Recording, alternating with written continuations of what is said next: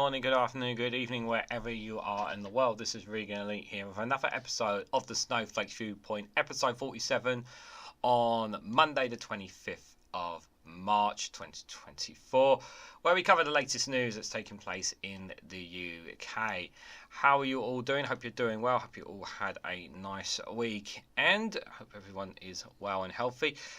Got a little bit of a cough or cold or something. I've definitely got something because my throat has been killing me a bit today, to be fair, guys, without a shadow of a doubt. Well, I did originally said, obviously, on my post this morning that I wasn't going to get content up for Rumble on Patreon, but I did. I did manage to get it up on time. So they're all done for the week. As well as updates on Patreon as well, other content on there as well, just a quick reference. And also, just another reference is we are not just live here on YouTube, but we're also live here on Twitch as well, at twitch.tv/Reganelite1. So if you have a Twitch account, it'd be greatly appreciated if you could follow me on there. I do have both chats up, and I'm also seeing you guys through the restream as well. So I've actually got two devices here, as well as you guys here. So I've got lots of chats up here just to see. I really do need to get like a chat box here on the side of the screen so we can see what you guys are saying. No poll today, guys. Couldn't really think of one, unfortunately, but I'll try and think of one for tomorrow's premiere at least, guys. So. Alistair Keir is here. Good to see you, buddy. Hope you're doing well. Stephen Banker is here. Steve McMorran is here. Good to see you guys. One Angry Pagan is here. Hope you're doing well, buddy. I'm okay. Just a little bit under the weather, but I hope you're all right. Kevin Grant is here. Good to see you, Kevin. Hope you're doing well. Joe Lefty Boater is here as well. Good to see you, Joe. Hope you're doing well. And Aki's Mad. Good to see you, buddy. Hope you're doing well. Reg is here as well. Good to see you, Reg. Hope you're doing well. Jow is here as well. Good to see you, Jow. Hope you're doing well. And I think I've caught everyone that's here so far. Awesome stuff. Good news, guys. The lava lamp is back. Yes. So it wasn't the light bulb that was broken. It was the fuse. The fuse in the plug socket was went off. So had to replace the fuse. So I managed to replace it, and the lava lamp is working, guys. So thank God so we got that working back to normal, and for some reason Ollie doesn't seem to a bit too pleased. I don't know why. He should be happy, to be fair, but Ted Bahoy 1, good to see you, buddy. Hope you're doing well. Hope you had a good weekend as well. So yes, guys, the lava lamp is back. So all hail the orb, all hail the lava lamp. So that's great news. And 91 Lees is here as well. Good to see you, 91 Lees. Hope you're doing well as well. Right, let's go straight into it, guys. We've got quite a few bits to cover. And why is it not read up? So the first one is an interesting one here from the Independent. And it's really I wanted to talk a lot about voter ID, you guys.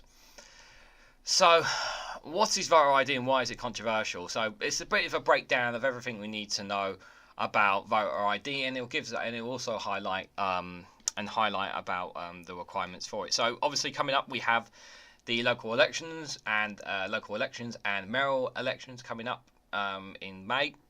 It looks likely that we're probably not going to have a general election. I did predict a mayoral general election, and that's not going to be the case unless, of course, Sunak calls one tomorrow, which I don't think he will. So the only chances of that is probably dead and buried, unfortunately, which is really annoying for us, because it means now that we have to put up with the Conservatives even more. Which is even more frustrating, to say the least, because we definitely want a change of some sorts in this country. So that's really frustrating, to say the least. But it's also worse for the Conservatives, I will say, is that while it's nice that they get still able to get a nice paycheck from being MPs, and they still get to rip us off the taxpayers, it just means that more Conservatives are likely to get wiped out at the general election. Or will they? We'll come into that a bit later on as well. So voter ID is without a doubt one of the biggest. For me, it's just as much as a scandal than anything else. We've had very little voter fraud in the UK when it comes to elections, and it's something that I feel that has been introduced in a way to basically suppress people's rights to vote. So many people have not turned up have gone to the polls and whatnots in local elections, where they've basically been forced to turn away because they simply didn't have their ID with them, which is just really unfair. Pretty much that people who have been perfectly able to vote are now no longer able to vote. And while there is a system in place to be able to vote, to get some kind of, is it like a free, I believe there's one you can get for free, but the fact that you have to jump through so many hoops to get ones is ridiculous. The thing that really infuriates me, guys, is that I would welcome voter ID if everyone had a free ID card. If everyone was given a free ID card throughout the whole UK for this, I would be a bit more okay. Be more okay of it. Reg says next step is mandatory ID cards. No, I don't think they're going to go for ID cards, but I would welcome an ID identification card of some sorts to at least go with it. But it should be free. It shouldn't be something you should pay for. It's something you should be automatically given.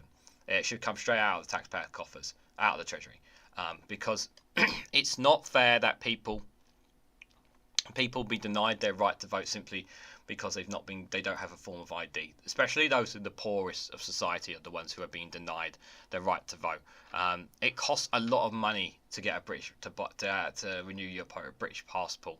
The hoops you have to go through to get ID is ridiculous, to say the least.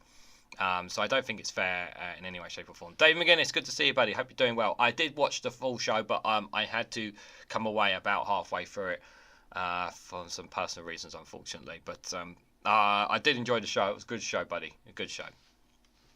So let's read a bit more into this, you guys. So voters have been required to bring photographic identification for certain elections in the UK since May 2023. This came after Parliament passed an Elections Act in April 2022, enacting a recommendation to the Electoral Commission first made in 2014. Voter ID is now required at by-elections and recall petitions, general elections, local elections and referendums in England, and police and crimes commissioner elections in England and Wales. The new rules do not apply to Scottish Parliament, Welsh Senate or Council elections taking place in Scotland or Wales. The new ID has already been in place in many local elections and by-elections since they've been implemented, but 2024 will be the first year they are in place for a London mayoral election and possibly a general election.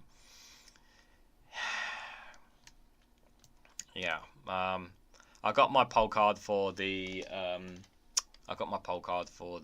London mayoral election. As of right now, I still plan on voting Sadiq Khan, but that could change at the moment. Sadiq Khan has criticised the new voter ID rules ahead of May's London mayoral election in an article for The Telegraph. New rules making it compulsory will have an approved form of ID. A deliberate attempt to reduce turnout also put the election on a knife edge to the London mayor rights. After the last London mayoral election in 2021, I was less than 5% ahead of the first round of voting. These are the finer margins we'll now be dealing with. Here's everything you need to know about voter ID ahead of the upcoming months. So what ID do I need to vote? There are many different forms of ID that will be acceptable at the polling stations. It must be photographic ID, meaning a blank card is not valid, for instance. Acceptable forms of ID include, so these are the IDs here. So a passport issued by the UK or any of the Channel Islands, the Isle of Man, a British overseas territory, an EEA state, or a Commonwealth country. So essentially, if you're a British citizen, you have a British passport, you should be. That's an adequate form of identification. Understandably, I can understand why people would not want to take their passport to the voting booth, but that is one of the main ones you can take if you have one. A photo driving licence issued by the UK of any of the Channel Islands, the Isle of Man, or an EEA state, including a provisional driving licence. So if you have one of them, driving licence or even a provisional one, that qualifies obviously as well. So you can always get one of them. I think, yeah, correct me if I'm wrong, I'm pretty sure you have to pay for the provisional driving licence if you don't have a driving licence like me. Correct me if I'm wrong in the chat, I'm pretty sure you have to. But if you are a driver, obviously, you've got a driving licence. You normally carry, I would assume most people carry their driving licence around with them. So as long as you have that with you, you should be fine. A blue badge, older person's bus pass, a disabled person's bus pass, a freedom pass, yep, because they all carry forms of ID. Identity card bearing the proof of age standard scheme's hologram, so that's a pass card. Biometric immigration document. the Ministry Defence Form 90, that's a Defence Identity Card, the National Identity Card issued by EEA State, and anonymous elector's document.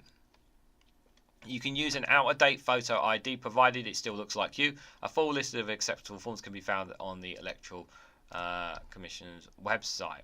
They didn't show all of them then. Just see if they here, and just gonna have a quick look. Give me 1 second. We're just gonna have a quick nose here, guys. Gonna be a little bit cheeky here from the Electoral Commission. This is from the Electoral Commission website here. Let's have a quick look. You can use any form of acceptable forms of photo ID when polling at a polling station. So passport, driving licence, Oyster 60 plus card there. Scottish National Entitlement Card issued for the purpose of consensual travel, including 60 plus. 60 and over Welsh concessionary travel card. Senior Smart Pass issued in Northern Ireland. Registered Blind Smart Pass or Blind Smart Pass issued. Ward Disablement Smart Pass. Half Fair Smart Pass issued in. Identity cards bearing proof of age standard scheme holographs, so that's also pass card. Other government issued documents, biometric immigration document, Ministry of Defence Form 90, national identity card issued by an EEA state, the electoral identity card issued in Northern Ireland. There, so I'm going to have to twist that around, obviously, but moving that. But yeah, those there. So what if you don't have a voter ID? If you do not have any of the accepted forms of voter ID, you'll be able to apply for a voter authority certificate. It's free to apply for, and you will be accepted at a polling station when you. It will be accepted at a polling station when you want to vote. You can apply for a voter authority certificate on the Electoral Commission website. So I will put a link in. Give me 1 second. Actually, I'm going to bump. Give me 1 second, guys. I'm just going to put that there for you guys here in the. So in case anybody happens to be here and doesn't know how, I'm going to put that there. The link is in the description for you. And what I'll do is I will also put the link in the description of there for you guys as well. So just that there for those who need to see it. If you don't bring an acceptable form of photo ID at the polling station, you will be turned away. The London Mayoral election takes place on the 2nd of May. For this election, the deadline to apply for a voter authority certificate is 5 PM on the 24th of April. So you've got pretty much just a full month to get to do that. So if you don't have a form of ID, then apply for the voter authority certificate there. The link is in the description. The link is there. I provided it there. I will put a link in the description at the end of the live stream as well. I'll put it in the comment section if that makes it easier as well. But that's what you need to get if you don't have a form of ID in any way, shape or form, guys. So it's really, really important. Good evening, Chayrak. Good to see you. I hope you're doing well. Hopefully I've not missed anyone who's jumped in the chat. So what are the issues around voter ID? The government sought to pass the new voter ID laws to crack down on election fraud. What the specific people, what the one or two people, the other person who have done election fraud. There is barely any to little to none of this. Specifically, personalisation. This is a criminal offence where a person votes in an election pretending to be someone they're not. Right after they were passed, the then Levelling Up Minister Kemi Badenoch said the new law, meaning that we can eliminate election fraud and make elections more inclusive, ensuring that everyone is eligible to vote, will be continuing and have the opportunity to do so. That's funny because I feel like people have less right to votes than they did before now. That's funny. I really don't feel like, do you feel inclusive with this voter ID now? Do you feel that your vote really is feeling inclusive with it? Struggling to feel that with this one. Maybe it's just me, However, critics of the voter ID rules have pointed out the cases of electoral fraud are rare in the UK, and even personalisation even more. Latest data from the Electoral Commission shows that between 2018 and 2022, only 11 of the 1,386 alleged cases of electoral fraud resulted in conviction. Only 11. There are also concerns that voter ID laws can disproportionately affect marginalised communities' ability to vote. In 2021, government commissioned research found that those with limited disabilities, the unemployed, people without qualifications, and those who have never voted before were among the least likely to hold a valid form of photo ID. Further research presented to the House of Commons found that the changes may result in 1.1 million fewer people voting in the next general election. There is no justification for this threat to the right to vote. It feels like an optimistic attack on the right and some of the most marginalised people in society, said a spokesperson for the Liberty Human Rights Advocacy Group in 2021. Yeah, there is no excuse. There's no reasonable grounds for taking away people's right to vote. This is a classic example of ruling through division and distrust. Government chose to accept forms of local travel photo ID for older people, but not for younger people. Exactly. Yeah, so the younger people have basically been pushed out here. It has also come under scrutiny. Neither the 1625s or 26 to 30 rail card are accepted, which is absolute nonsense, by the way, because I have a two together rail card. I don't two together rail card. Both me and my partner have our faces on it, with our names on it, and it's like, okay, it's two people, but you know, like a rail card which has your photo and your name on it is not an acceptable form of ID. How? Has your name on it, has your face on it. Why is that not acceptable? So clearly, it's not right in any way, shape, or form. Labour MP Natalie Whittemore said the new voter ID requirement will stop many young people from voting. It seems like that is by design, not by accident. The government has given older voters more likely to vote Conservative a large range of acceptable forms of ID while providing very few options for young people. I'm conscious of saying that not all the old people are going to be voting for Conservatives. There are a proportion of them have turned away from them and are being persuaded by the likes of Reform. And also there's been one or two stories out there that those who've been able to get the chance to vote abroad, those who expats, as it is being told, some of them actually aren't intending to vote Conservative as the Conservatives were expecting as well, because they have been affected obviously by the white elephant in the room. Some of those people, as well as obviously hearing what family and friends and whatnot they're hearing back home, how being treated over the last 14 years as well. So not everybody at that age is planning to vote Conservative.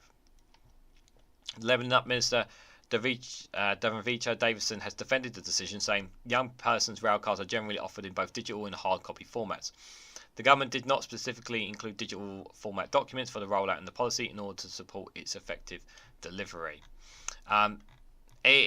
Now, as of right now, and I have not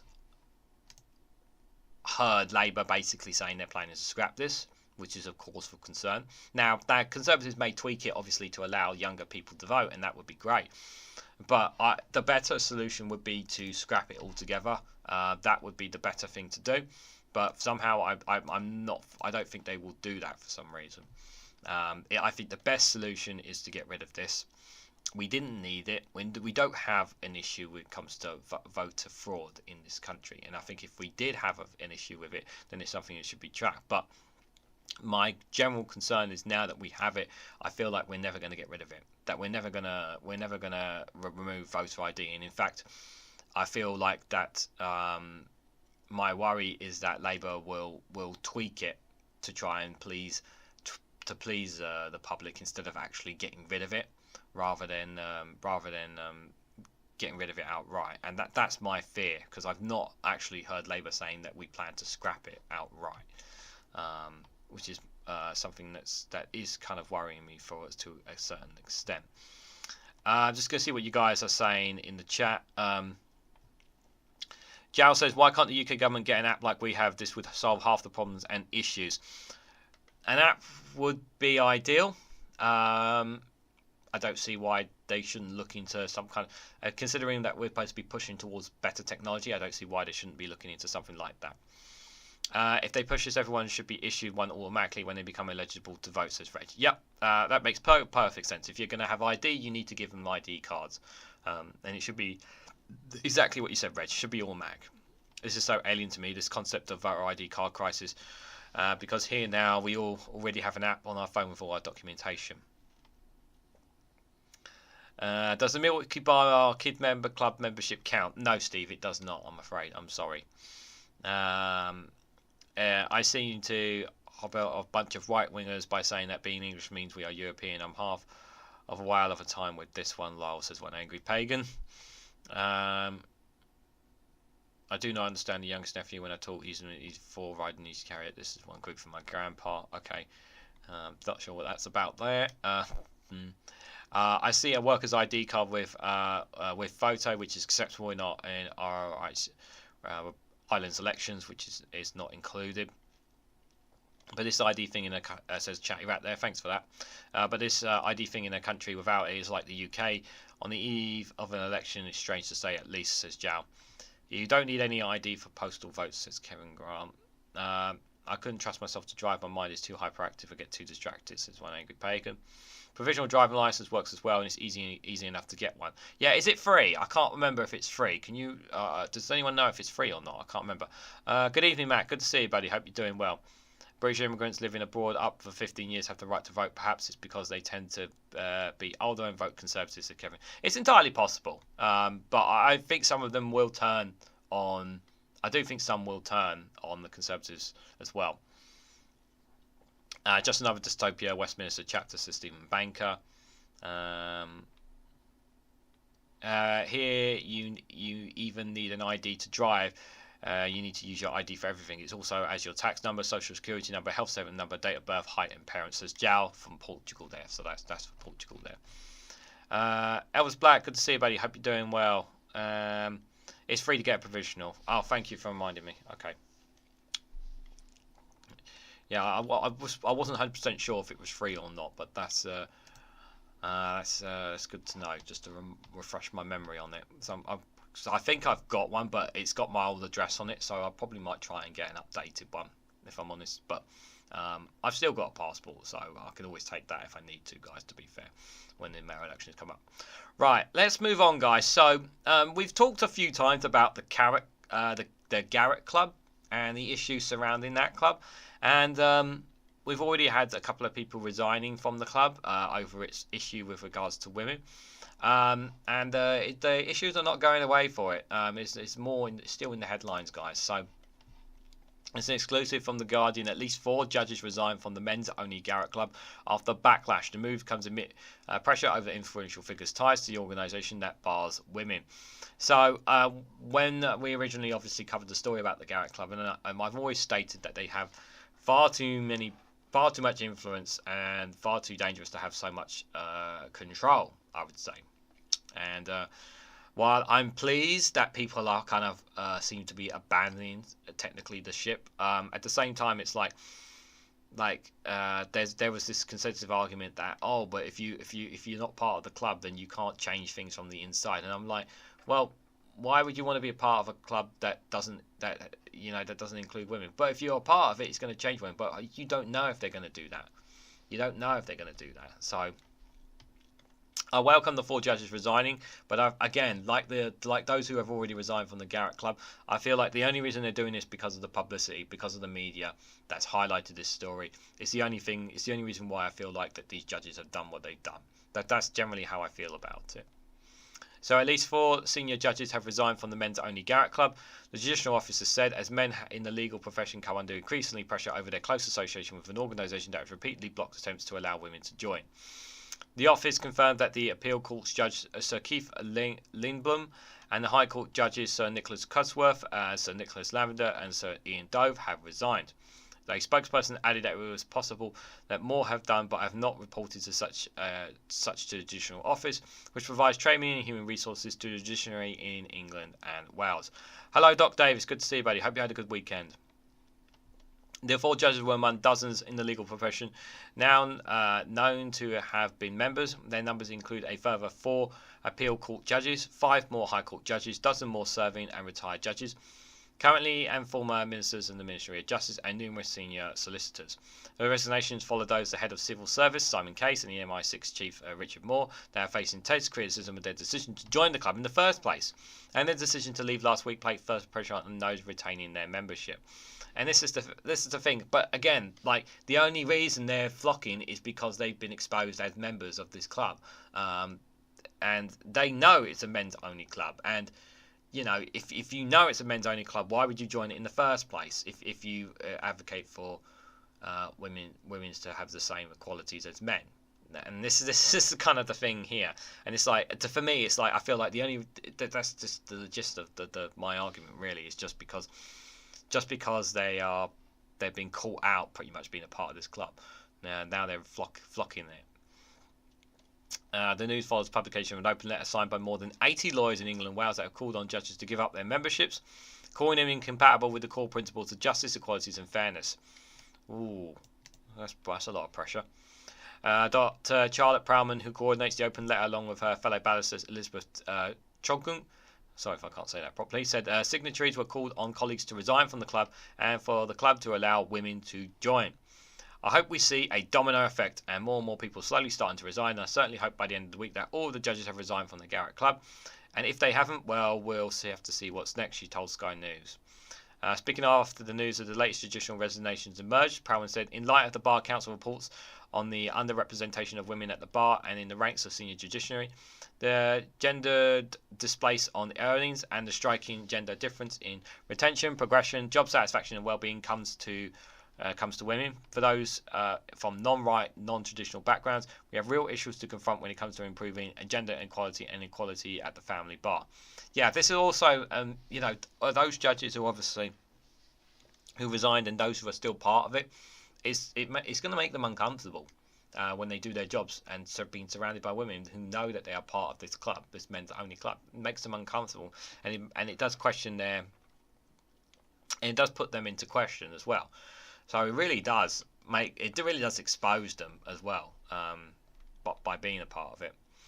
Private membership of this club is not compatible with public expression of support for gender parity or pay or promotion. Words expressing support for gender equality are cheaper than the membership for the Garrett, it appears.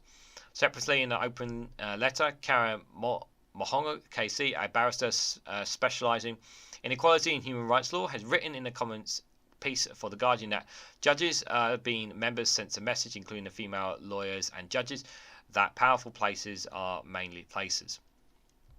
Helena Kennedy, a barrister and Labour member of the House of Lords, has argued for a US-style system that would bar judges from joining the Garrett. The US Federal Code of Conduct for Judges saying that it should not hold memberships of any organisations that practice individualist discrimination on the basis of race, sex, religion or national origin, adding that such membership given rise to perceptions that the judge partiality is impaired. And I 100% agree with that. Yeah, that sounds... I definitely agree with that, with what the US Federal Court is. I think that's definitely something they should look into. Keir Starmer, obviously, his time as a lawyer, I'm sure, this kind of stuff will intrigue him, shall we say, to a certain extent. Again, I just want to point out again, I've not seen, again, you can correct me if I'm wrong, I've not seen any Labour associates or Labour MPs or former Labour Party members a part of this club. Now, maybe that's just me, and maybe I've not seen it, but I've yet to see anybody associated from Labour part of this club. So, which is an interesting point I wanted to point out there as well. Andrew Lucas here, good to see you, buddy. Hope you're doing well. Public service card issued free of charge is the welfare office when the fire is taken also sufficient in Ireland, says Chatty Rat in our Republic of Ireland. Yeah. Thanks for that info, Chatty Rat. Appreciate that information. They can't have very good judgment if they joined in the first place, says Steve. Yeah, exactly. Club with no women, sausage party, no thank you, says Jow. My goodness, judges look really bad drag queens. A provisional costs £34 if you apply online, says Reg. Is it saving millions in our budget? Simplest of things. Interesting. They seem to understand that English stems from Germanic origins, as such are Germanic and thus European, says one angry pagan.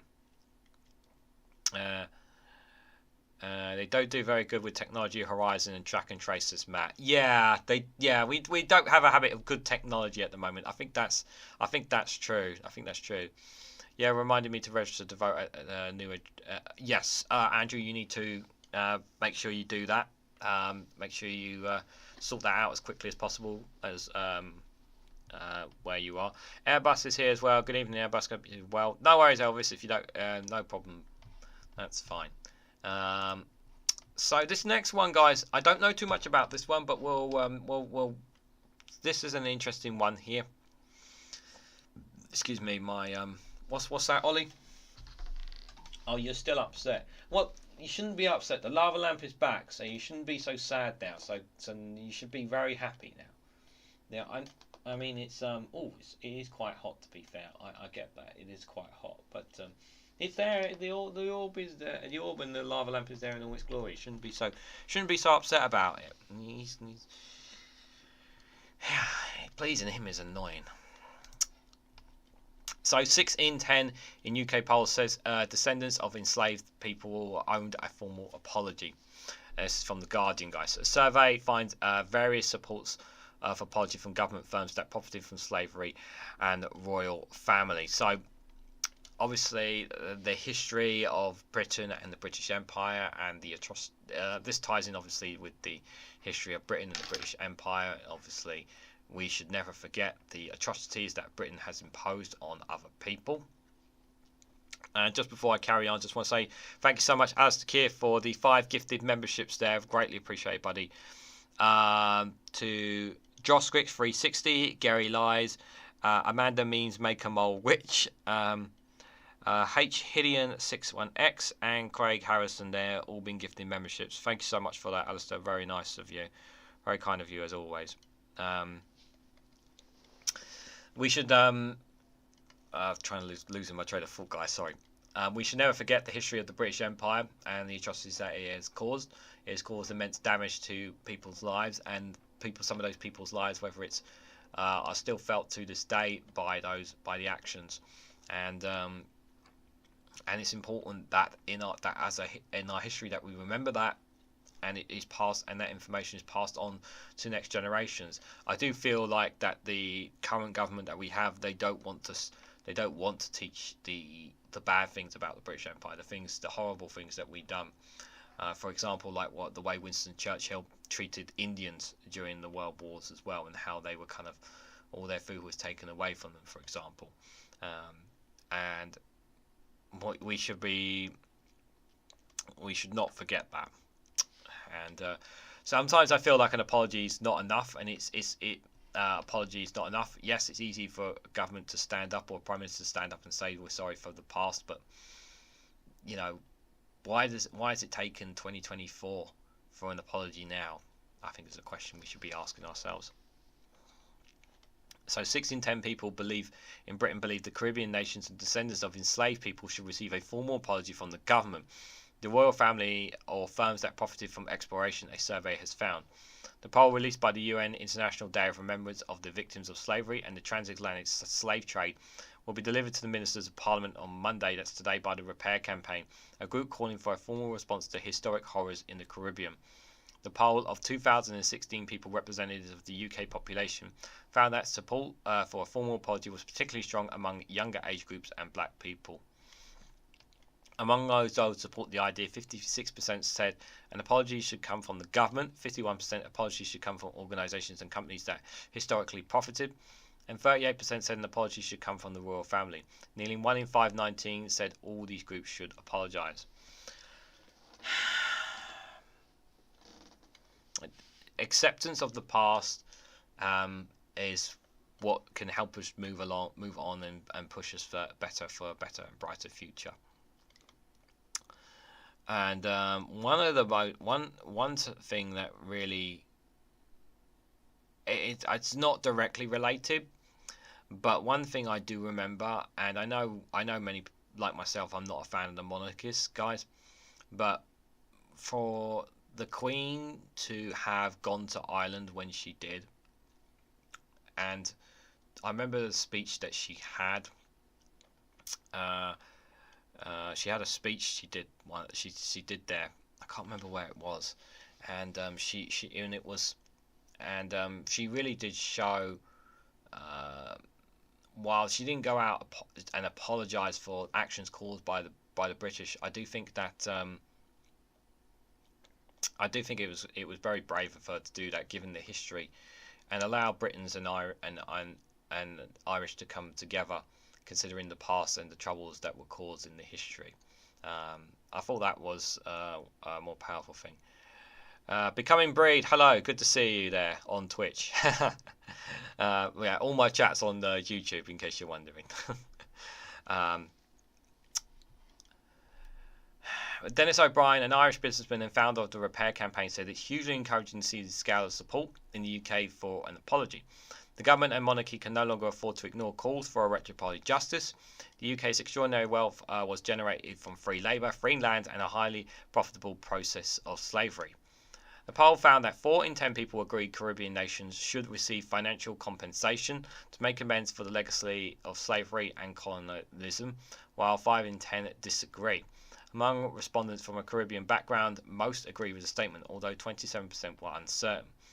Among those who agreed, more than half believe the UK government should pay. Now, I did a video quite a long time ago. I don't know if how many of you remember, but I did a video a long time ago where someone from the UN basically said that that the British government should pay Caribbean nation Jamaica. I think it's like a whopping amount of money for the damage caused by the history of the British Empire. And my argument was that yes, that Britain should compensate for its actions and its history in the past, and I do agree with that. However, I felt the amount of money that they were asking, I thought it was just way too much. I think it was asking a bit too much of that. So I don't think that was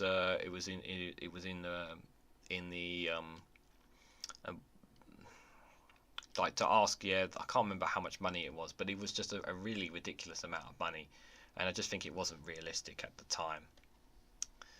The Labour MP Clive Lewis said these results give us the clearest indication yet of open-minded progressive and regional positions, many of our fellow citizens on the issue of reparative justice. This is a fantastic place to build on to begin a nationwide conversation about tackling many of the unresolved legacies of the 400 years of slavery and empire. Take great heart from these results, despite what some politicians and those on the right might say. It's quite clear that the British public is ready to have this conversation, and I think we should have this conversation. I do agree we should have these conversations. We shouldn't run away from these difficult topics, that's for sure.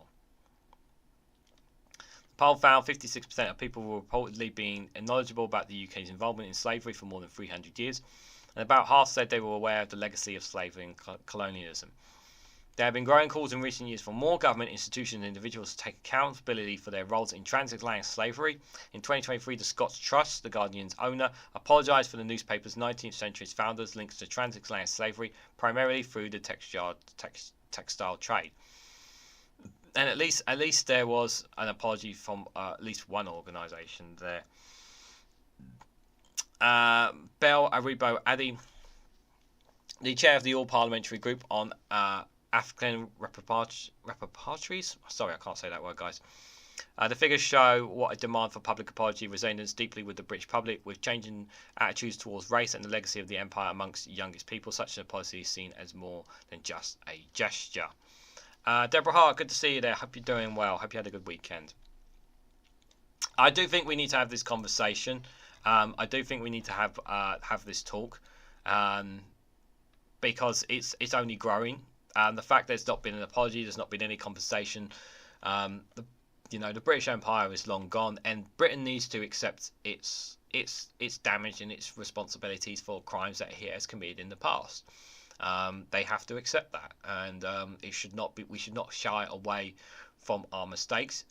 We should accept what we have done and learn from those mistakes, and try to help those that we harmed in the past and fix them for the benefit of their futures. Now, I'm not saying we should give everything back, because I don't think that's possible.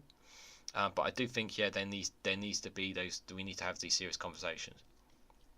I do think an apology from the government would suffice. I don't think an apology from the royal family would suffice, in my opinion. But I do think one from the government would help. But obviously, it's obviously not something up to me. But I generally think, apology does help, but it doesn't really change the past. It doesn't really fix the damage that is caused, the lives that the British Empire have been responsible for. It doesn't fix those things, but I do think we do need to have. Just checking the lava lamp's not exploding. Do think we need to have more of those conversations, you guys. Just going to see what you guys think about this. Was saying in the chat. And Jal's provided links to the Patreon Buy Me Coffee. Thank you, and the Discord will be in the after chat for the Discord. You guys can check out later as well. To see what you guys talking about. Beware of the spanners. One is Scottish, you know, says Jal. What are you implying? Careful, Jal. There's two spanners of two Scottish spanners here as well. So be careful with that.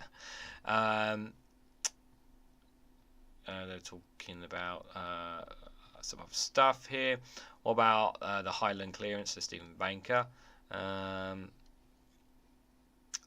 You could start by giving Scotland back its maritime borders and land. Stephen Banker. Yeah.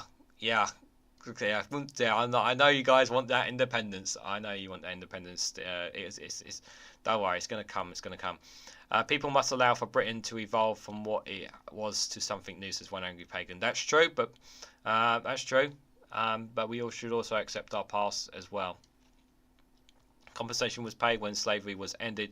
To the slave owners in the UK, only recently paid the debt in respect to the loan raised to compensate the slave owners. Did we pay? So we've paid off. So we've paid off those debts, Chatty Rat. The so-called king needs to be arrested and also give the land back to the people, says Deborah Hart. Yeah, that would be nice. Good luck with that.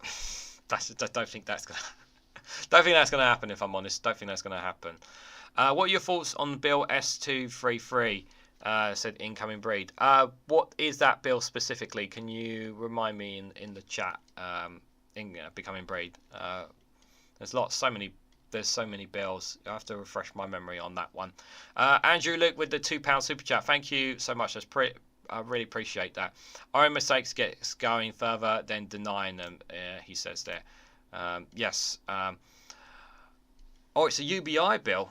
Oh, we'll have to send me a link for that. Incoming Breed. Oh, you have to send me a link for that. Anything on universal basic income is something that I'm always interested in.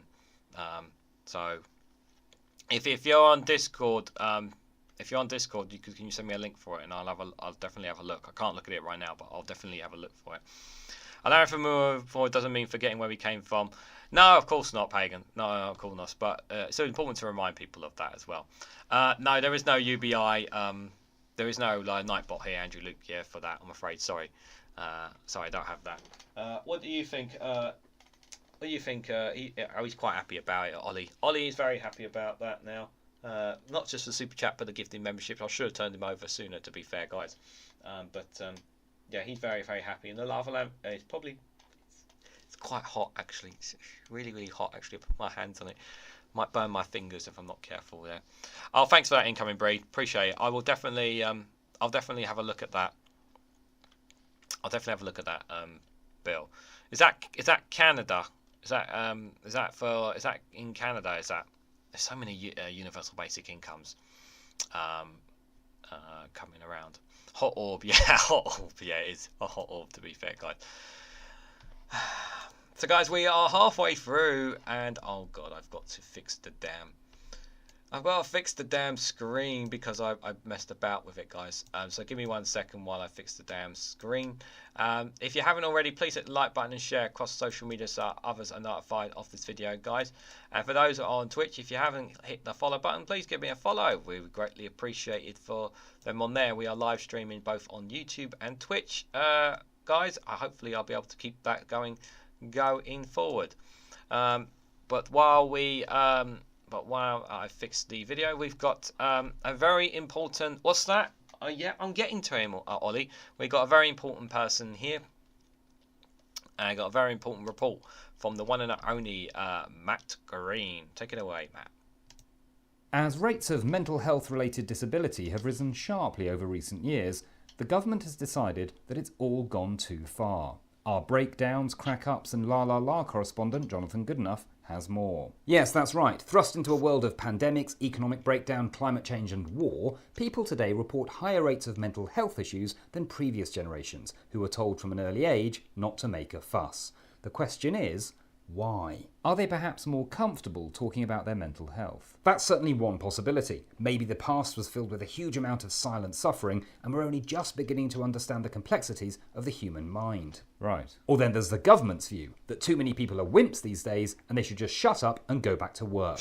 Could the pandemic still be playing a role? Absolutely, many people are still suffering with long COVID or the after effects of 4 years of trauma. And what's the government's response to that? Essentially, oh look, there's a squirrel. Or they just blame it on TikTok/Jeremy Corbyn. So how could government improve the country's mental health? Well, they could start by addressing the root causes and investing more in mental health services. Indeed. And they'll certainly talk about doing that whilst exacerbating the former and defunding the latter. Does this all come down to money? Possibly. Poverty campaigners claim that that can have a huge aggravating impact and that the cost of living crisis is also a mental health crisis. That makes sense. But newspaper columnists point out that rich people can feel sad too. Okay. And Jeremy Hunt has declared that £100,000 is not a huge salary, which must come as a bit of a surprise to the 96% of the population that earn less than that. So is mental health a priority? Absolutely. Right up until the point it becomes a drain on resources. Then it's all about pull your socks up, ADHD is not a thing, autism's just being annoying,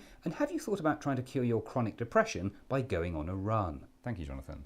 Next up, as we all continue to process the sad news about the health of the Princess of Wales, a small change to our schedule. The planned documentary, Where the Hell is Kate? It's a Right Royal Mess, has been replaced by a discussion show entitled Why Can't They All Just Leave Her Alone?, presented live from outside Kensington Palace. I just like, it's true. Just leave her alone. Just leave her alone, for God crying out loud. Like, I just, like, for me, it's just like I've said, like, I generally, like, I wish her well with her battle, like, cancer, like, but for crying out loud, just leave her alone, you know? Like, and not just her, anyone who goes through cancer, it's a horrible, horrible situation, horrible thing, you know? So, and, yeah, you know, of course my thoughts and prayers with her, of course, but so does anybody out there who has, who suffers from cancer, and I think that's really important. And not to remember, she gets the best healthcare out there as well because she's a royal. So you know, because some of us don't get that same thing. So that's really important. Oh, it is from Canada. All right, thanks for that, incoming breed. So this next one, guys, is from Scotland of all places. What? Reganelite covering an article from Scotland, yes. So feel free to give me some more insight in this one, guys. It's this one from Sky News. The NHS probes a sex video claims at Royal Hospital for Children in Glasgow. The NHS Greater Glasgow and Clyde, the NHS GGC, said it has launched an investigation into concerning allegations against a junior doctor and a non-clinical staff member. So we've obviously, there's absolutely no question that what's been happening with regards to some of their national health care in England has been absolutely downright disgraceful when it comes to some physical and sexual assault on certain members of staff, mental health issues with our NHS service. But obviously this one here is definitely kind of blindsided me without a shadow of a doubt here. So let's read a bit more into it, you guys. So a Scottish head board is investigating reports that 2 members of staff, including a junior doctor, filmed themselves having sex at a children's hospital. Oh my God. The alleged footage, claimed to have been recorded in the changing rooms at the Royal Hospital for Children in Glasgow, was brought to the attention of NHS bosses are repeatedly being uploaded to the adult website OnlyFans. The NHS Greater Glasgow and Clyde said it had launched an investigation into concerning allegations. However, the health board has added its probe has so far has not established any evidence of inappropriate behaviour or conduct on our premises.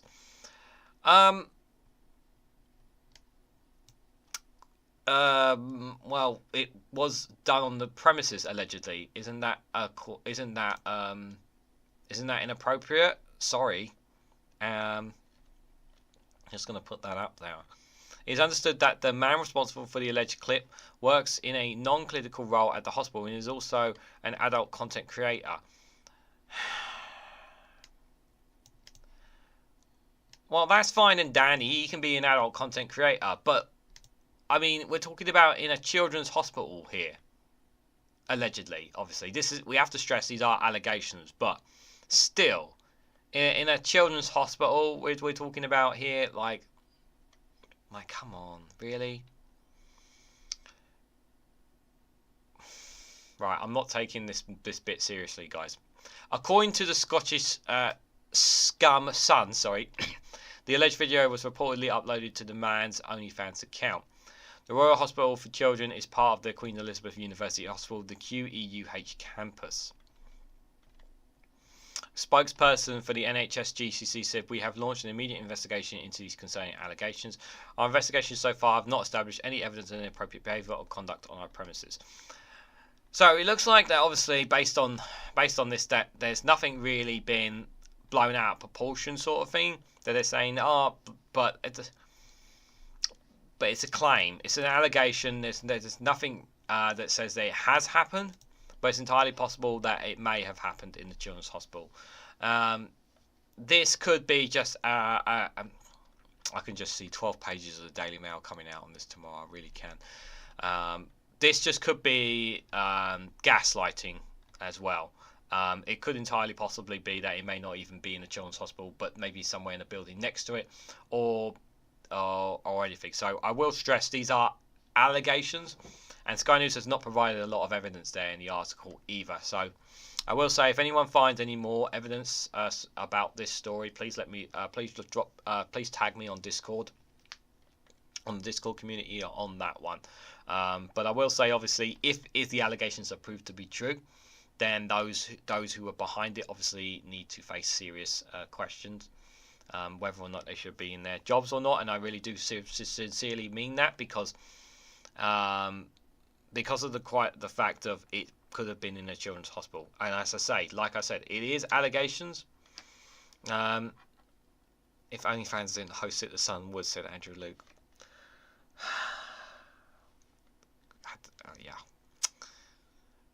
If it's the Sun, I don't believe a word. Well, that's why I'm very sceptical of it, and the fact that Sky News have covered it does make me wonder, perhaps maybe there is something to this, because I don't think, if this was from the Sun, guys, I would not cover it. Let me be serious. But the fact it's come from Sky News, there may be something to this. There may be nothing to it, but there may be something to it. So, and I would say Sky News is far more reliable than the Sun, that is for sure. And I don't think they would have highlighted this report if there wasn't something here. But the BBC have a story. Well, the BBC have a very difference of opinions about Scotland, so I wouldn't take a story from Scotland from the BBC about Scotland anyway seriously. But we'll hold off on that and just see how that goes there. I really should have gotten the poll up at the start of the show, guys. I really apologise for not having one. Sky and the Sun are both Murdoch owned. Not this Sky News. Not this Sky News. Sky News Australia is, but the Sky News here in the UK is not owned by Murdoch. It's not owned by Murdoch. You can Google that. Look at the Sun screen at what's in it. What's in it? Oh, I don't want to look in the Sun, thank you. If it's directly from the Sun, no, don't believe a damn word of it. But Sun is not a reliable source of news. Yeah, that's what I would also say. If these allegations are real, it's not good either to the hospital reputation or security, but it's a claim, not facts. Yeah, you can't prove change in a room that looks all the same and it needs a sign off. Yeah. Stephen Moore says, I knew the NHS screwed, but that's ridiculous. Well, let's be very clear, Steve. This is the NHS. We're talking about the NHS in Scotland. We're not talking about the NHS in England. The NHS in England is in a far worse state. So it's very important to distinguish the two national healthcare services. I just wanted to put that out there. It's very, very important to put that distinction out there, Steve. First I'm hearing about this, and I live in Glasgow, but the crap coming from MSM come away from at least suspicious. Yeah, I understand that. Right, so the next one, guys, is this one. Well, it's going to drop. I'm going to be dropping it on a shorts video anyway. But I just wanted to bring this up here. Who's ready for another by-election? It's from the iNews. Rishi Sunak is facing a fresh by-election headache after another ex-Tory MP quits. The Conservatives won Blackpool South in 2019 with a majority of just 3,690. Yay! We're getting another by-election, guys. Another Tory MP is just kicking the can, guys. The Conservatives are facing the prospect of another damaging by-election loss after the ex-Tory MP Scott Benton announced he was quitting the Commons. The Blackpool South MP, who lost the Conservative Party whip in April 2023, was due to face a recall petition in his constituency after he lost an appeal against the decision to suspend him from the Commons for 35 days. In a letter seen by GB News, he confirmed he was quitting as an MP with immediate effect, setting the scene for a by-election in his seat earlier that would have been expelled if the recall petition had been completed. Yeah, he knew the clock was kind of ticking on him, to be fair. So, yeah, we were kind of expecting this. It is with a heavy heart that I've written to the Chancellor. Why did he write to the Chancellor? Can someone answer me that? Why does the MP resigning have to say Chancellor? Because I generally thought this was an error, but no, everyone is saying this. I have written to the Chancellor this morning to tender my resignation as your MP, Mr. Benton said. I would like to thank the hundreds of residents who have sent supportive messages, cards and letters over the last few months who have urged me to continue to fight for the next election. I don't think a lot of people have sent you cards and letters saying how much they love you and want you to stay on. I'm just going to go out on a limb and say, I'm going to think he made that bit up, guys. I'm just going to say that. I mean, there may have been one or two, but I think a lot of them wanted him to push him off the plank already, just because he's a Conservative. He expected that the Wrighton-triggered by-election will be tabled on the Commons on Wednesday before the break for recess, which means they will likely be held on Thursday, 2nd of May, the same day that local elections are being held across England. Okay, so it looks like that they're going to. That's not a lot of time to get it sorted there. The Conservatives won Blackpool South in 2019 with a majority of just 3,690, raising the prospect of another difficult by-election for the Prime Minister. After losses in Kingswood, Wellingborough, Tamworth, Mid-Bedfordshire, Rowington and Salisbury, Blackpool South is considered a marginal constituency and has been held by both Labour and the Conservatives over recent decades. The Labour MP Gordon Marsham held the seat from 1999, the year of Tony Blair's landslide election victory, up until it was won by Burton in 2019. However, before Mr Marston took the seat, it had been consistently held by Conservative MPs since its creation in 1945. Mr Benton quit as an MP before a recall petition, which would have triggered a by-election if signed by 10% of the voters in his constituency, could be completed. The recall petition was launched after the Blackpool South MP lost an appeal against the decisions by the Commons Standing Committee that had been suspended for 35 days for causing significant damage to the reputation and integrity of the House of Commons. The MP had referred himself to the investigation of Parliamentary Commissioner for Standards after he was recorded by the Times in April 2023, saying he could table questions to ministers on behalf of lobbyists if they had paid £2,000 to £3,000 a month. Ah, yes, I remember that. Who remembers that? Wasn't there a video footage of him saying this as well? Or am I thinking of a different Conservative MP? God, there's so many scandals, but I do remember one saying offering up money. Was he in the same video of the Led by Donkeys, or was that just them on Matt Hancock, fooling Matt Hancock, and a couple of other Conservative MPs? I remember that video by Led by Donkeys. He lost the Tory whip as a result of the sting, but has defended his actions, claiming that he immediately sought clarification on the rules around parliamentary lobbying and did not seek to pursue the offer of a part-time job from the fake company. He appealed against both the fines of the committee and the suspension, but in a report published early in March, an independent panel upheld the Standards Committee original decision, saying there had been no procedural flaw in the process. Another one bites the dust. Another one's biting the dust there, guys. So we're going to have another by-election in Blackpool South. Obviously, that looks like... shall we have a quick nose in Blackpool South, guys? Let's have a quick look. Blackpool South constituency. Let's see. Let's have a quick look, guys. I'll come to you guys in a second. Yeah, history shows. Oh, and that's not the right one. Oh, you're not gonna. Where's the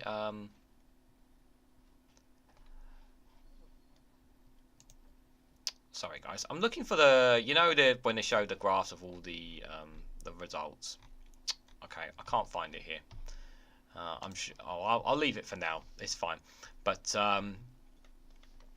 was he filmed boasting that he was corrupt, says Steve? He probably was. Rats are very friendly, says Andrew Luke. I don't know where that conversation came from. I had a hamster when I was a kid called Mickey, says Jow. Talking about animals we are here, guys. Very, very cool. You can talk about your animals. Simon says 55. Good to see you, buddy. Hope you're doing well. Hope you had a good weekend. These leaving Tories always have a heavy heart, lots of support, and still leave. How odd, says Jow. Yes, it is quite odd, to be fair. Carl's saying, thank goodness you're gone. Yeah, that's probably what he's saying, actually, Stephen. Yes, well said. My dad's a lifelong Liverpool FC supporter, so he brought us up to stay away from the sun, and he's not political at all, says one angry pagan. Another must be Monday or Thursday. Doctors have been pumping. Charles, it was done in the staff room, then no biggie.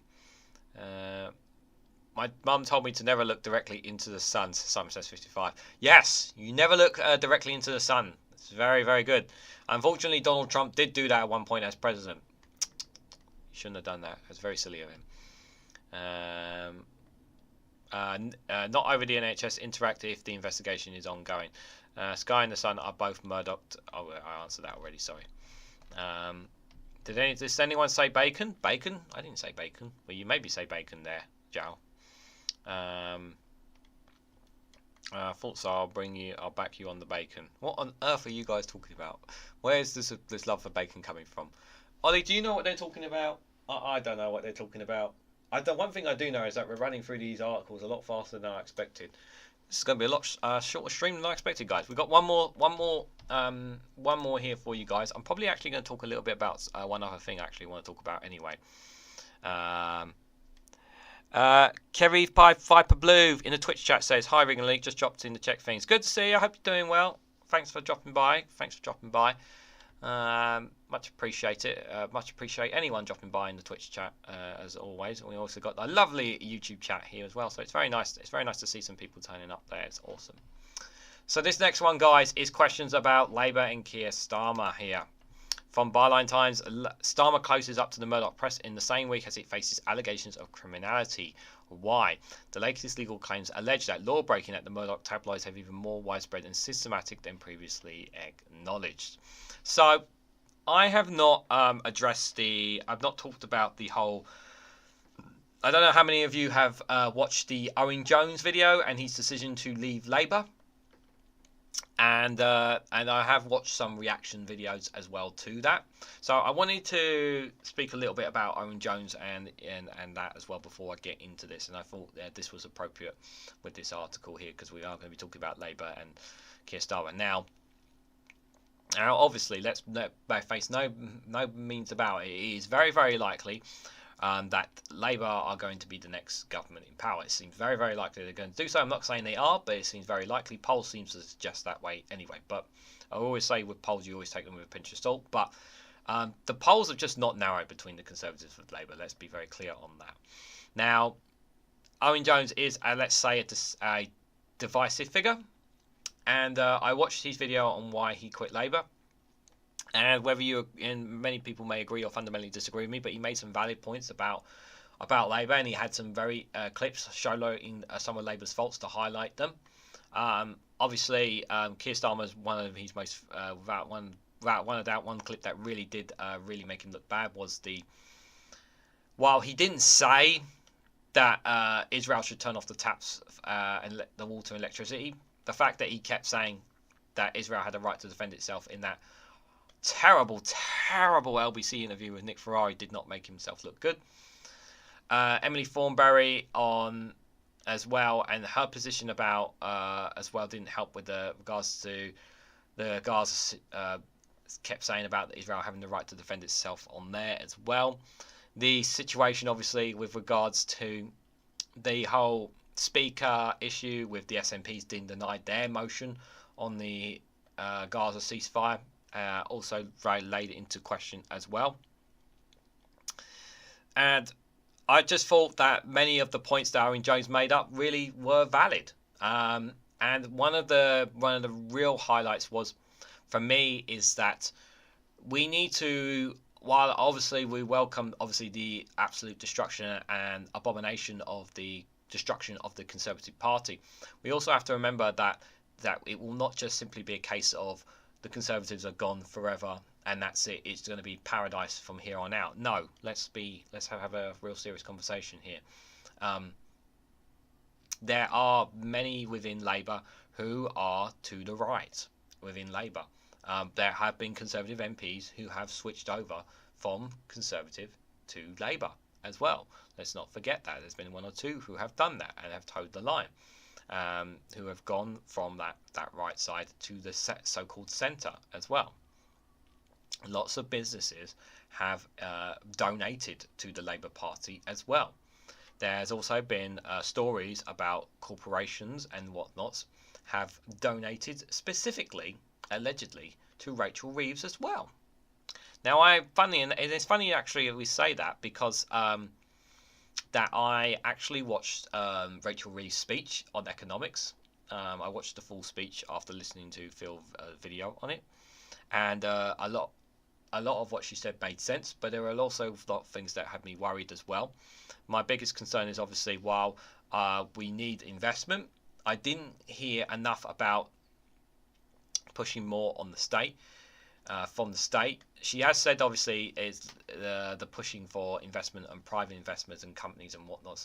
Like there was a lot of things that she was saying in the speech that I understood, but they were also like, I just don't feel like I feel like the criticism of Owen Jones was, in my opinion, extremely harsh from some of the Labour people, because he had some very valid points in what he says, and I think the likes of Big Madge and No Justice did some very good, compelling videos of them. I think Femi's video was really good on it as well. I thought Femi was very good on it, and he made a very valid point in his video where he said that we cannot just rely on Labour forever here in England. I'm talking about specifically England here, guys, in terms of elections. At least you guys, you have a way out for Scotland, but I'm talking about specifically here in England. And this idea that that you'll at this general election that you have to vote Labour. I would say if the polls were a lot tighter, if there were more support for Conservatives, then I would encourage more tactical voting. But based on the polls, when it's looking very, very more and more likely that I don't see like the Conservatives continue to shoot themselves in the foot, I would encourage more people to vote where you think is best. I would say that obviously, as you guys know, I'm very, very strongly supporting of Greens, and I do intend to vote Green at the general election here. I haven't decided if I'm going to vote for Green at the mayoral election, but I may do so. I may not. I may vote for Sadiq Khan. At the moment, I'm still planning on voting for Sadiq Khan because I think he's actually done a pretty decent job. Has he been perfect? No, but I recently saw a video, guys, from a Green member of the Green Party taking calls from LBC with Ian Dale, and I strongly recommend you guys go out of your way to check it out. And she absolutely knocked it out of the park. Callers and messages were coming in basically saying how the Green Party was a breath of fresh air. It's nice to listen to a politician that's actually speaking what values of what people are actually feeling, something different for a change. And it gave me so much optimism that people were saying that. And then when I saw that clip, I tweeted basically saying, imagine if the Greens had the same amount of coverage as Reform. And I generally believe this. Like the Greens are gaining momentum. They are gaining momentum, and people might think that a vote for Green is a wasted vote. It's not a wasted vote. It's not a wasted vote. I would say that if you're in a very tight area, I would say you feel that you need to get rid of the Conservatives more than voting with your conscience, then you vote tactically to get out the Conservatives if that is what you think is in your best interest.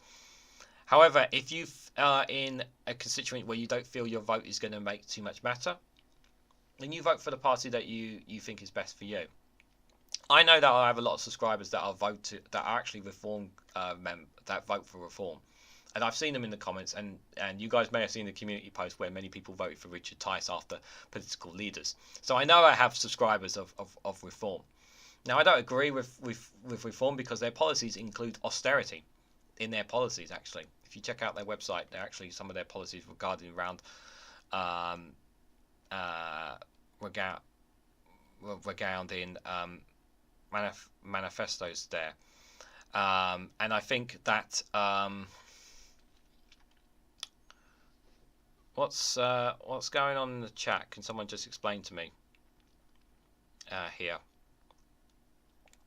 What's going on with the guys? Can you just, before you do any more timing out, can you explain to me what's those times out for, please?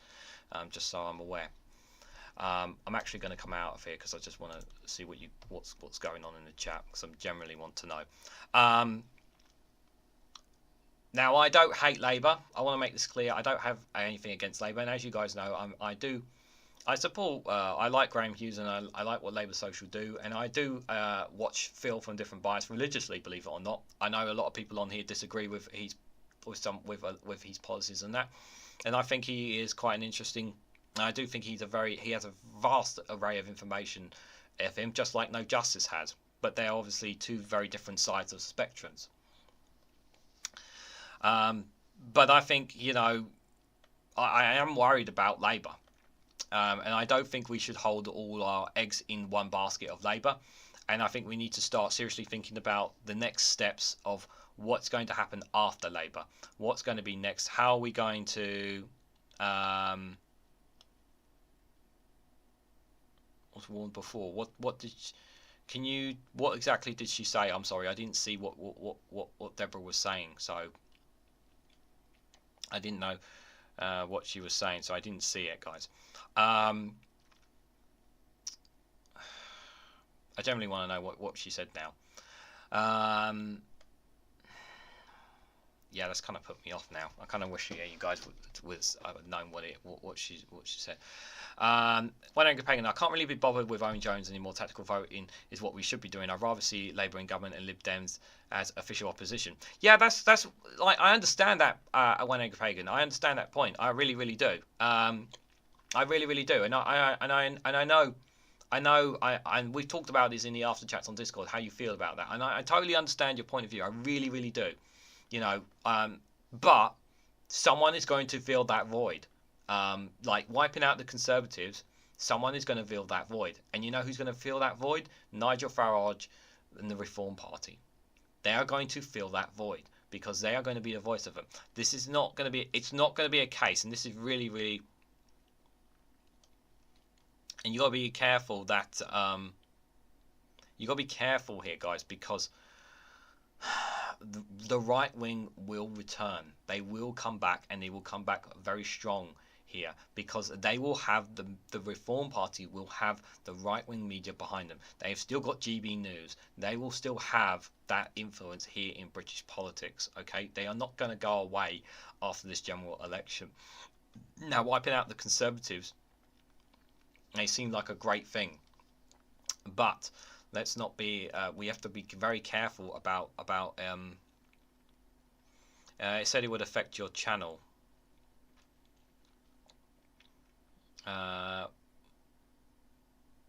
It would affect your YouTube channel, but Alistair, can you do me a favour? Can you message me on Discord what exactly she said? Because I actually want to know specifically what she said, please, if you can. Don't say it here in the chat, in live chat, but can you tell me after? Now, if we had PR, I would probably vote SNP or Green. However, we don't have PR, so I vote Labour and Lib Dem in this area. Again, totally understand that point of view. I totally understand that. But are we going to get proportional representation under a Labour government? Not in this term, no. But are we going to get it in the second term? Are we going to be assured that? Do we know we're going to get that? Labour members do want it, but is a Labour government, is the Labour cabinet going to give that? That is another question. Do we have that assurances? Do we know that? That's something we need to be very cautious of. And I think there needs to be, and I don't think the accountability is. I don't think we can hold Labour accountable there. So while I understand, I just don't think PR is guaranteed under a Labour government. And I do think there needs to be some kind of hold here. I really, really do.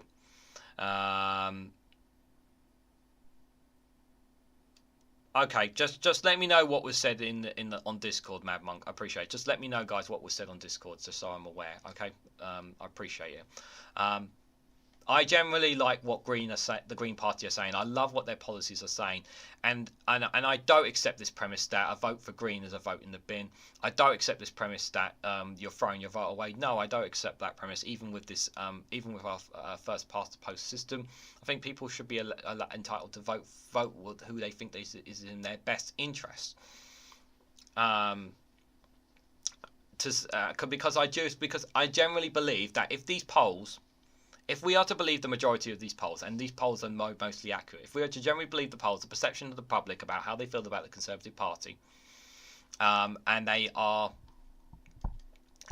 likely to get wiped out. Yeah, not everybody's into politics, as you guys know, but many people are feeling the pinch, feeling what they felt after 14 years. They want something different, and Labour are going to provide something different. Now, what that difference is, we don't 100% know. We don't know 100% what exactly that difference is going to be, but obviously we will have to wait and see when they're in power what they do.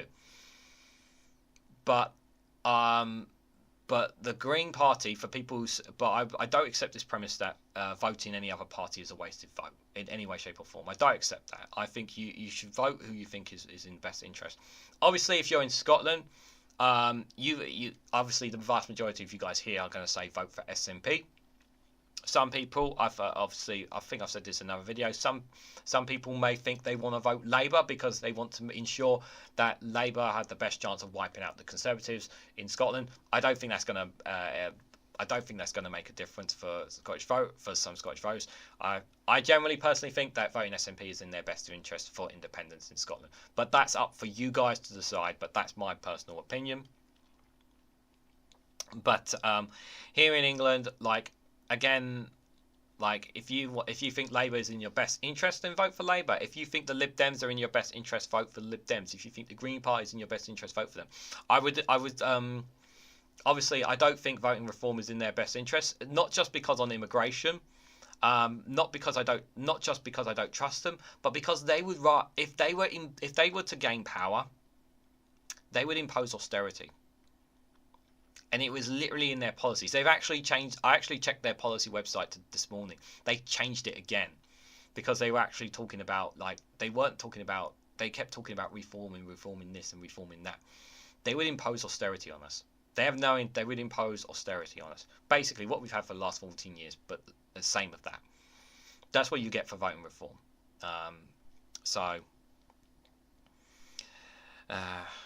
Morally speaking, you are correct, but not tactically.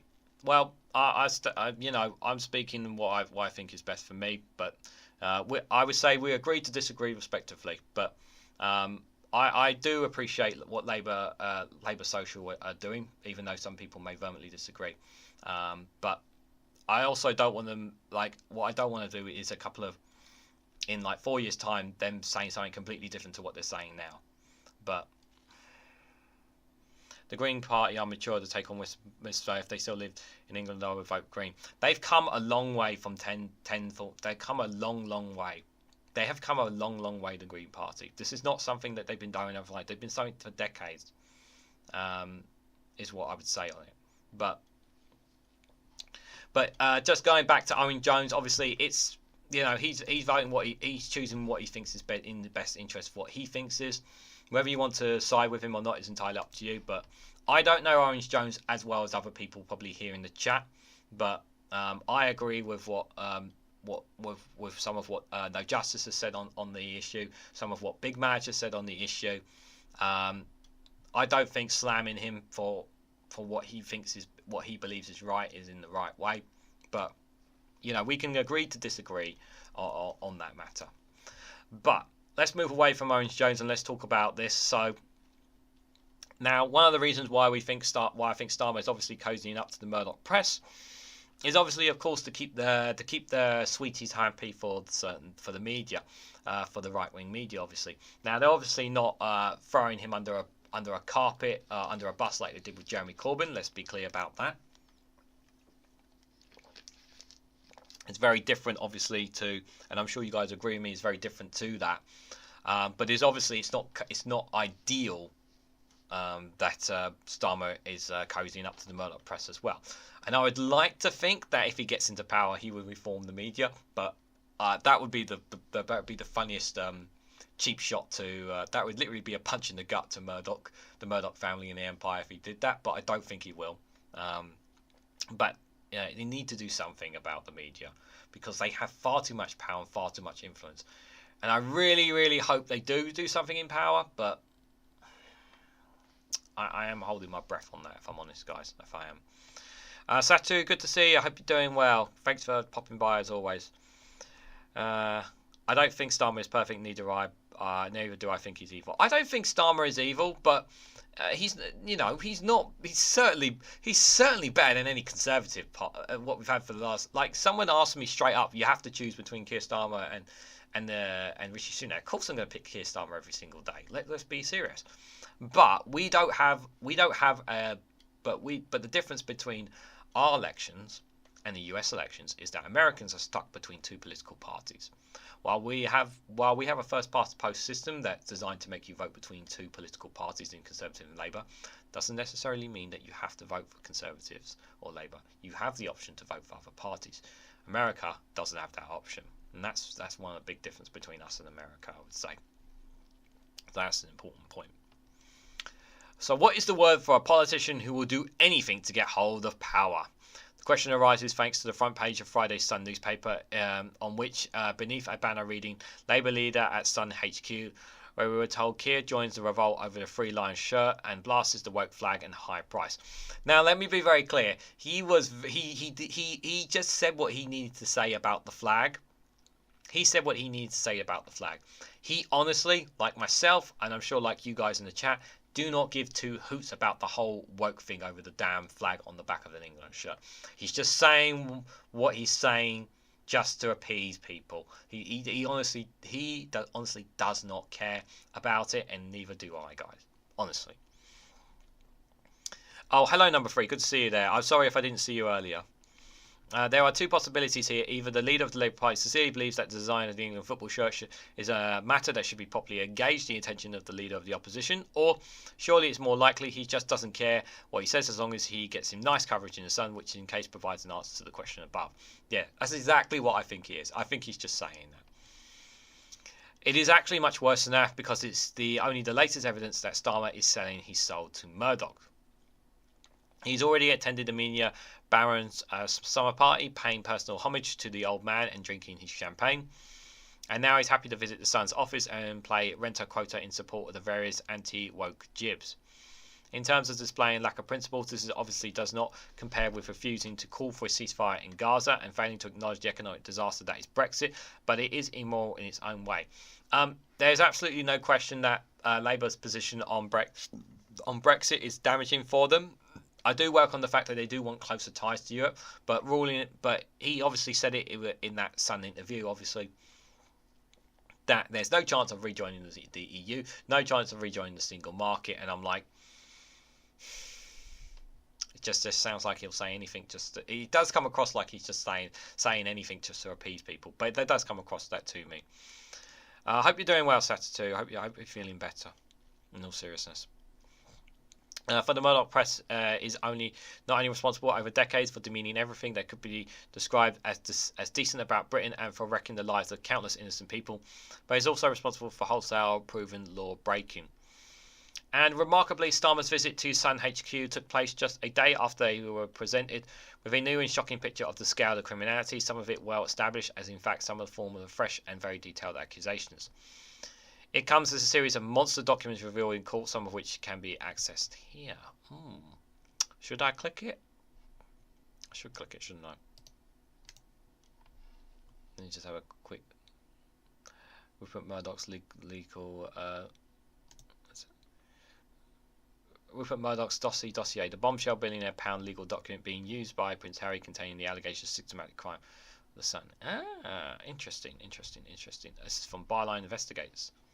Have a look at that. These latest legal claims allege that law breaking at the Murdoch tabloids have been more widespread and systematic, has persisted for much longer, and has implied even more staff and senior executives than previously acknowledged. The allegations extend far beyond phone hacking and unlawful information gathering to include, for example, pre-jury and the deliberate destruction of evidence of criminality matters, which you might think would be a concern of the former Director of Public Prosecutions, such as Starmer. And though, yes, this needs to be placed on the record, the company continues to deny a good deal of it. The Labour leadership could ask itself why companies systematically choose to avoid confronting the charges of open court and instead pays off the claimants, thus far at the cost of £1.2 billion. Quite a few of the Labour new chums are named in the document. There is an awful lot, for example, about Rebecca Brooks, Murdoch's long-standing CEO in the UK and former editor of The Sun. She knew more and earlier about criminal activities than previously admitted. The document alleged that they suggest directly that she participated in the cover-up. Again, she has denied these things, and she was cleared of similar criminal charges back in 2014. But the new claims drawn on a wealth of evidence not available back then, including evidence related to the phone hacking of Millie Dowler's phone. The name of the Sun's current editor, Victoria Newton, also keeps up the court's documents in very dark contexts. How, for example, she would account for the email she sent Brooks in 2006 saying, just blagged the bill for the Dossier now, 11 grand versus expensive. And is there a veteran Sun reporter, Nick Parter, who phone records show phoned a specialist bladder of medical records 1,763 times between 2005 and 2010, more than once every day. The catalogue of names and worse doubtful alleged behaviour is very long, and their allegations relate to events up to 2011, including during the Leveson inquiry into the press, when Murdoch witness swore blind that he'd never done anything dodgy. Ancient history, people will say hardly. These are people Keir Starmer is associating himself with right now. And remember that Murdoch is still the owner of Fox, a channel that encourages an insurrection in the US in 2020. People will say there is nothing new in it at all because Tony Blair sucked up to Murdoch before the 1997 election and Gordon Brown was pallied with Brooks before 2010. Well, we know that Murdoch's people hacked Labour's phones behind those leaders' backs. Shouldn't Starmer and his people see that as a warning? And of course, people will say what you need to do, unpleasant things to win power, which brings us back to the question we started with. Surely is there a line you don't cross? And surely we all know about his methods. Murdoch must be on the far side of that line. And so basically it's a stark warning of, obviously, he should be careful, Keir Starmer. He should be careful. To say the least. And also, guys, I should strongly recommend for those who are, I don't know, I'm assuming you guys can get a copy in Scotland, or for those in England, make sure you pick up a copy of the latest edition of Byline Times. This is the April edition. I will say, guys, I've tweeted about this anyway, but I just wanted to highlight this, guys. Rosie Holt had an election diary edition in there. It's absolutely a lovely piece from her. Definitely worth a read, guys. Definitely check it out.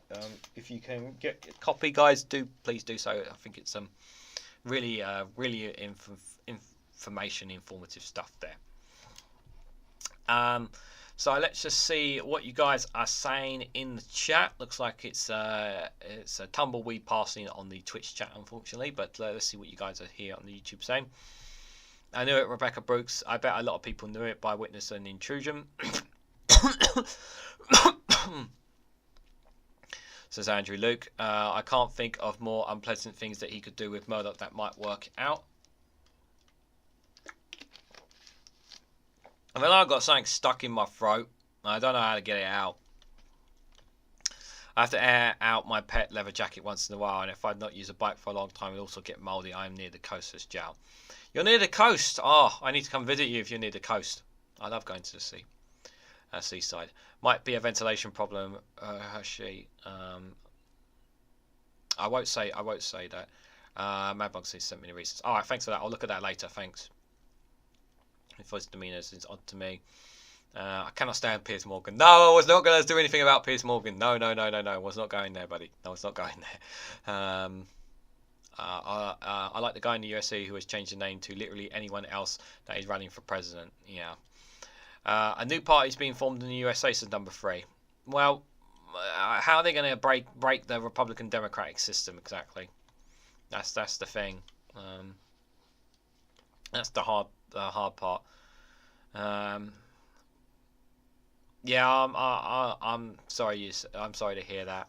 I'm sorry to hear that, Satu. I know it's tough for you at the moment. There are a lot of posh areas where it's going to be Tory, whatever they've done since 91 leads. Yeah, some people are still going to vote Conservative regardless, no matter what. They're going to vote Conservative regardless, to be fair. Street of shame in your private eye. I don't think Starmer is perfect. Yeah, I've read that bit. You vote for the party that best represents your views, and Labour no longer do so for Owen Jones. That's his choice. But he shouldn't be... Yeah, that's his choice, Steve. That is his choice. But I just think that he should not be chastised. Some people have called him a Tory enabler as well, which I think is a bit outrageous, to say the least, because he's not advocating to vote Conservative in any way, shape or form. And I do recommend to watch the video and listen very carefully to what he specifically says as well.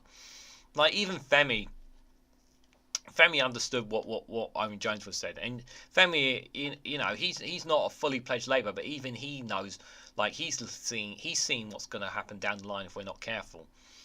Joe Lefty Boater says Greens are getting my vote. I would say, yeah, if you're not sure, check out their policies. Check out all the political parties' policies if you're not sure who you want to cast your vote for. That's the best way. That's the best way. Say, go and check out their party politics. Don't just take the words of YouTubers or from political analysts or what you read online and whatnot. Go and read the policies themselves. Go onto their websites, directly onto their websites. Literally type in their name on Google. Go directly to their websites and see it for themselves. If you say Piers Morgan, you get demonetized. Well, the live stream's not they're not monetized. We don't have monetization on live streams, Andrew Luke, to be fair. So it's fine. I don't have ad revenues turned on the live streams. Monetization is turned off these. I can swear if I really wanted to, but it's not good for the algorithm, to be fair. But yeah, I don't have monetization on live streams, if I'm honest, because it's just not worth the hassle, guys. So, guys, we have one more final video before you guys go, before we wrap things up. Obviously, this broken news kind of ties in. What's that, Ollie? Yeah, it does kind of tie into. Yeah, this broken news kind of ties into pretty much what we're going to be getting at the general election.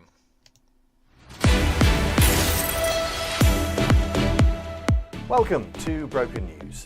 And election news now, as the competition hots up in the race to become Rupert Murdoch's new assistant and bitchbag.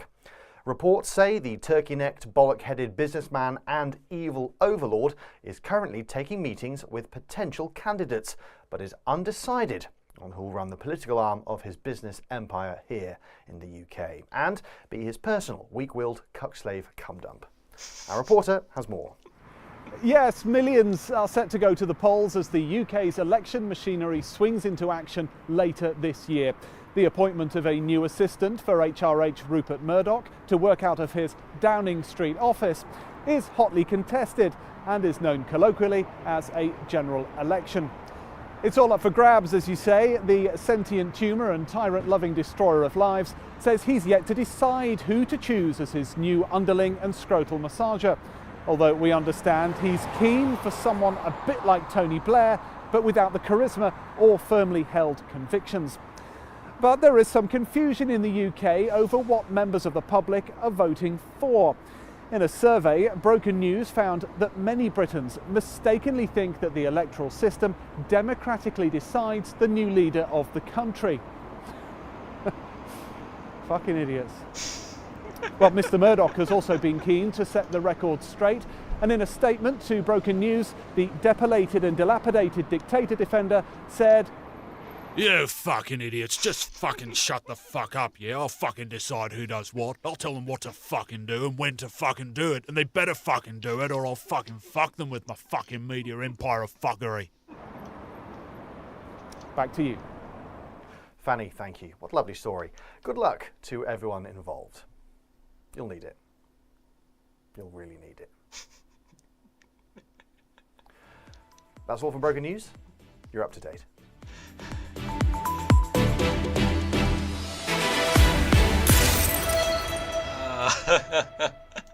I know you've seen that one before, guys, but I thought it was fitting given that last article, guys. But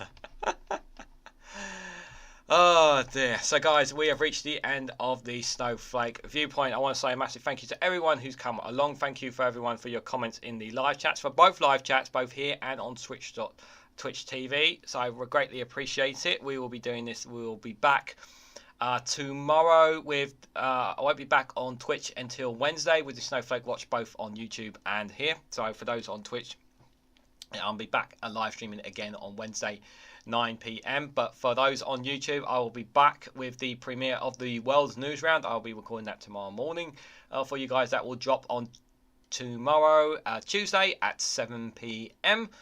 For you guys, so obviously that will give you guys plenty of time before. Hopefully Max will be live streaming. I know he didn't live stream last Friday, but hopefully he will be back streaming as normal then. But